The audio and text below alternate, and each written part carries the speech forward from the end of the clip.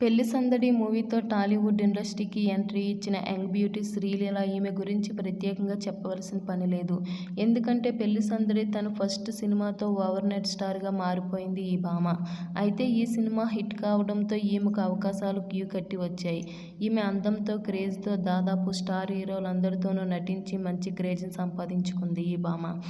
ఈమె అందంతో, అభినయంతో పాటు ఈమె డ్యాన్స్కి మంచి ఫ్యాన్ ఫాలోయింగ్ ఉంది. ఈమె డ్యాన్స్తో ప్రేక్షకులకు మరింత దగ్గరవుతుంది. ఈమె రీసెంట్గా తీసిన సుకుమార్ డైరెక్షన్లో అల్లు అర్జున్ హీరోగా, రష్మిక మందన్ హీరోయిన్గా నటించిన పుష్ప 2 మూవీలో శ్రీలీల కిసిక్ అనే ఐటెం సాంగ్లోని చిందులు వేసింది ఈ భామ. ఈ సినిమాలో ఆమె డ్యాన్స్కి ఫుల్ మార్కులు పడ్డాయి. ఈమె డ్యాన్స్కి, ఆమె వేసే స్టెప్పులకి ఫాలోయింగ్ ఉందని అనడంలో ఏమాత్రం అతిశయోక్తి లేదు. ప్రస్తుతం ఈ ముద్దుగుమ్మ మాస్ మహారాజ్ సరసన మాస్ జాతర అనే సినిమాలో నటిస్తుంది. విజయ్ దేవరకొండ సరసన నటిస్తున్న శివకార్తికేయన్ అనే మూవీతో పాటు పరాశక్తి అనే బాలీవుడ్ స్టార్ హీరో సైఫ్ అలీఖాన్ కొడుకు ఇబ్రహీం అలీఖాన్ సరసన ఓ హర్రర్ కామెడీ థ్రిల్లర్ సినిమాలో నటిస్తుంది. ఈమె ప్రస్తుతానికి వరుస సినిమాలతో బిజీగా ఉంది ఈ ముద్దుగుమ్మ.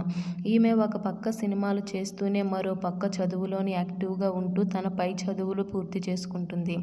అంతేకాకుండా నిత్యం సోషల్ మీడియాలో యాక్టివ్గా ఉంటూ అభిమానులకు మరింత చేరువగా ఉంటుంది. ఇదిలా ఉంటే ఈమెకు సంబంధించిన ఒక వార్త నెట్టింట చక్కర్లు కొడుతుంది. ఈ ముద్దుగుమ్మ శ్రీలీల ఫిబ్రవరి 2022న గురు అండ్ శోభిత అనే 2 వికలాంగు పిల్లలను దత్తత తీసుకుంది. ఈమె వయసు అప్పటికి 21 సంవత్సరాలు. శ్రీలీల ఒక అనాథాశ్రమాన్ని సందర్శించి వారి పరిస్థితిని చూసి తర్వాత పిల్లల్ని దత్తత తీసుకోవాలని అనుకుంది. పిల్లలను దత్తత తీసుకోవడం అనేది గొప్ప విషయం.